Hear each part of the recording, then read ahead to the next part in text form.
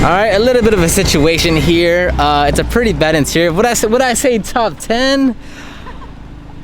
Maybe like bottom 15. Not the absolute worst, but it is pretty bad. Now, so there's gonna be times like this where, like, I would say this is an underquoted job. Who quoted this job? I did.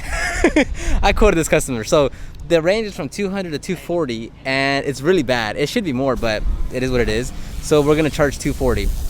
So this doesn't happen too often where like we underquote. So it's fine. Like, for the most part, I say like 95% of the time we're charging the correct amount. Sometimes we just underquote. It's okay, guys. It's not gonna be the end of the world. You just gotta work a little faster, work a little smarter, and make sure it gets done in a timely manner. But hey, if you do a mistake, it's all good. I laughed it off. It's no big deal.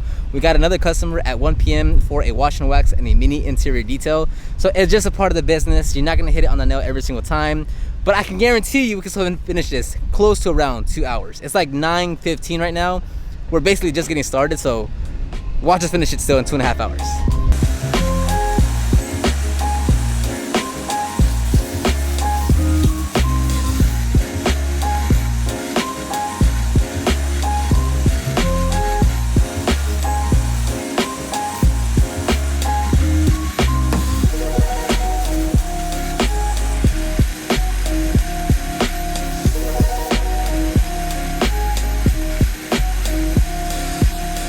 Okay, around 15 minutes has passed by. I already finished all 4 door panels. Lex is kind of wrapping up on the vacuuming. So now I'm gonna start agitating all 5 seats. So 2 hours, 2.5 hours, doable.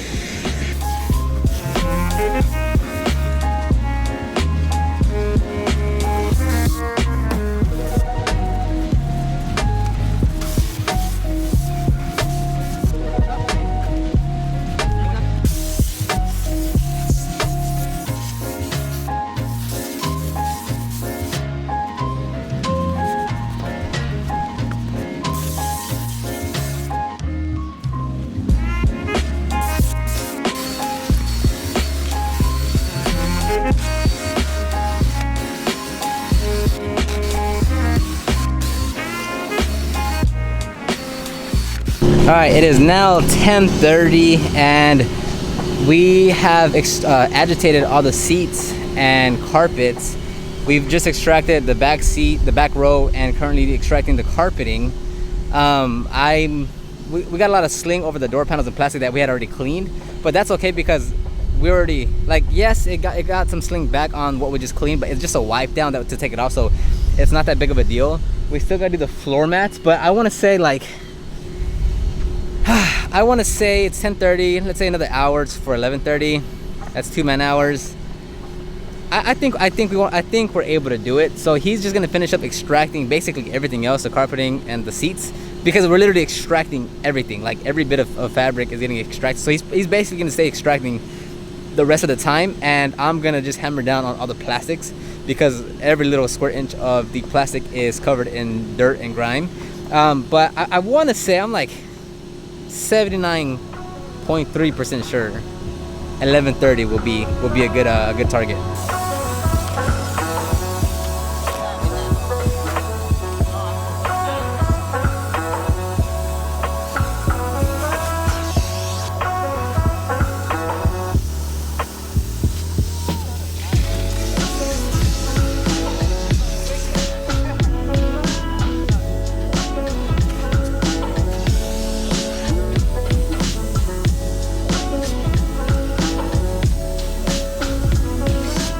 All right, ladies and gentlemen, it is 11:41, so I'm 10 minutes off. I think that's okay, right? Like, gotta leave a little bit of wiggle room for error. So I said 11:30, 11:41. We're packed up. We gotta get the customer out and pay, and then we're off to the next location. But overall, I'm gonna say that's pretty good on time. I would say like we took the car from like a -3 to like a solid 7.5 to 8. I mean, it was pretty bad. So, I mean, you know, we're definitely not going for perfection. We told the customer, we made sure to set the proper expectations. I mean, the customer already knew, like, it was in terrible shape. So, we did the best we can. We literally agitated and shampooed every single fabric material underneath the headrest. Like, literally anywhere we can get to, we cleaned it out. So, I think we did a pretty good job on it, especially under 2.5 hours, which is 5 man hours. So yeah, now it's just on to the next one. Actually, before we move on to the next one, let me just kind of give you a quick rundown of this.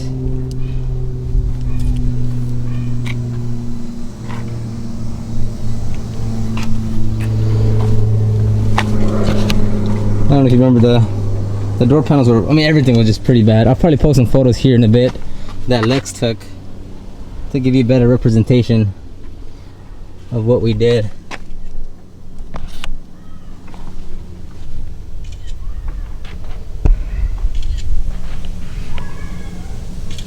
Alright, it was hard to tell on some of those shots, but I'm telling you, it came out, for what it was, fantastic.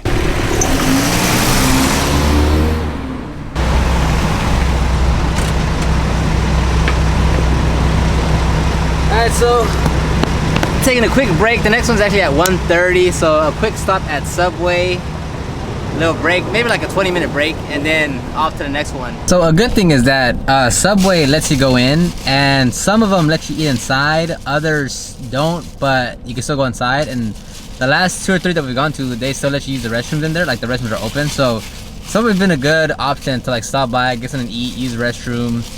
And then we eat in our car here, so I got Lex in here, we're just chilling, eating real quick.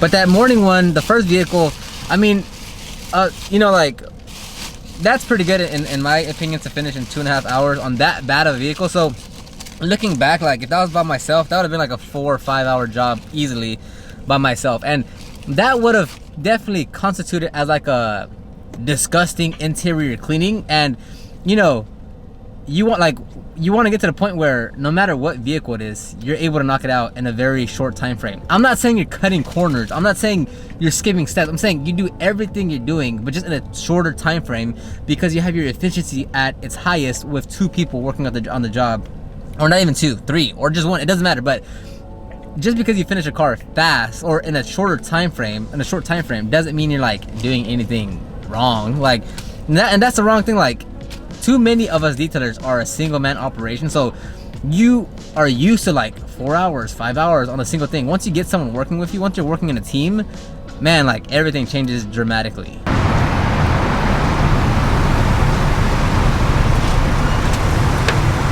All right, so we are here on the second location on a Alfa Romero something. It's gonna be a mini interior detail, so just a thorough vacuuming, wipe down, clean the windows glass, and wiping down the door jambs. I think it's gonna be like 100, I think I said. And then a wash and wax on the outside for 200, I think. I don't know, somewhere around there. Like I said, it's like there's nothing to clean here. Like it's just a thorough, like there's a lot of crumbs in there. A little bit of pet hair. Oh, you can't really tell. A little bit of pet hair across the interior. Overall, it's not much, so it's in correction on the pricing. It's $120 for the inside, it's $220 for the outside. So it's a mini interior detail. So we're gonna clean up the pet hair, we're gonna clean up the crumbs, but overall it's still a basic cleaning. But I mean, yeah, that's all we have.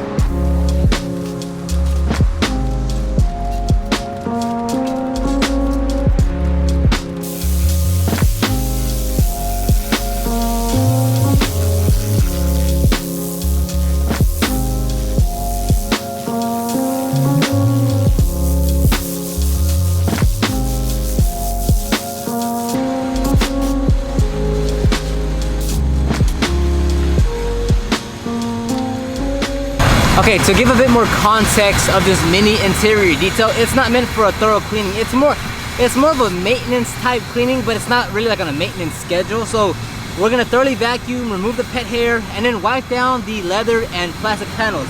We're gonna use an all-in-one like this from Mountco. You can use whatever leather cleaner conditioner you want, but we're using it from Mountco called Clean and Shine. And basically, so it's gonna remove any light blemishes while also leaving a layer of protection. That way it leaves a layer of protection while we're cleaning, so it's not dirty enough. Or even if it needed a thorough cleaning, because it's a mini interior detail and we're not doing an extensive cleaning, then we're still just gonna use this, and whatever it pulls off on the wipe down, because it's not meant for a thorough cleaning like it would on our full interior cleaning. Hopefully that makes sense.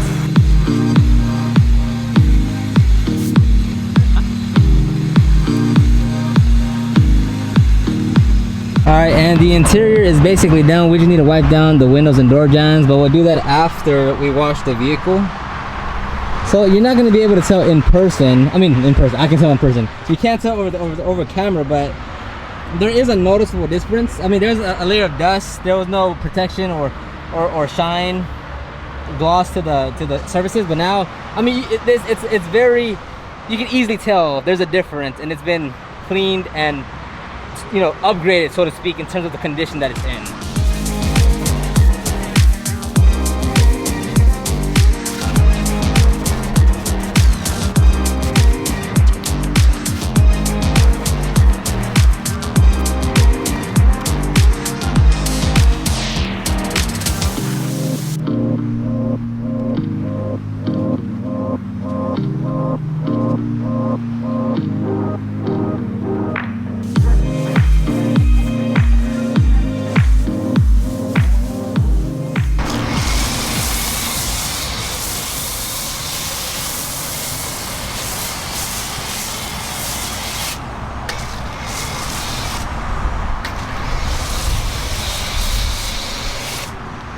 Alright, so what had happened was we went ahead and cleaned the wheels and tires really quick. Then we foamed it down, rinsed it, washed it with just some towels and some wash mitts, and then we foamed it again as you just saw there. And now we're about to clay it. Once we clay it, we rinse it, air blow it, dry it, paint the prep for the protection, apply protection, dress the tires, clean up the wheels, touch up the door jambs, clean the windows and glass, interior and exterior, and then we're out. I don't know what time is it. Let me check right now. Okay, so it's actually 2:42, so it's taken us, we started like at 1:20, so we've been here for like an hour and 20 minutes, and we're already to the claying part of the wash and wax, which we've been working on the wash and wax part since 2:05, 2:10, so I don't know. We're gonna keep on working.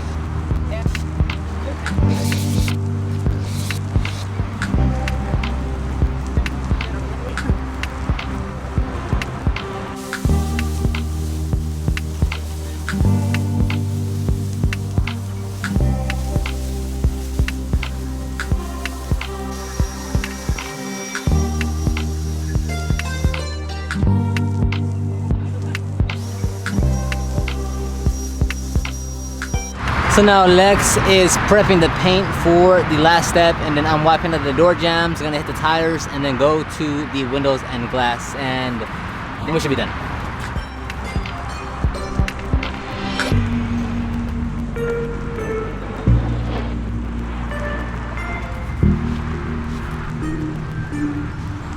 Alright, so it is now 3:52. We are officially complete with everything. We just have to call out the customer, accept payment, talk over some details. We'll just explain what we did, and that's all for now, so not bad.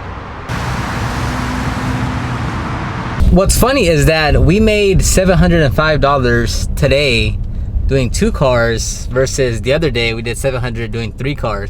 Now the difference being was that we were able to take a break during lunch today, which is why it took the same duration, but like last time we didn't really take that much of a break, and today we did. The first customer was $260 and they tipped 48 or something, and then the second customer right now, it was what was it, 260, 220 for the wax, 120, so that's 340, and then she tipped 85, so we made 705 today. So now what do I name the title of this video? Made 705 detailing 2 cars? Is that gonna be a click-worthy video for you guys? I don't know. So the next thing to do after a long day is to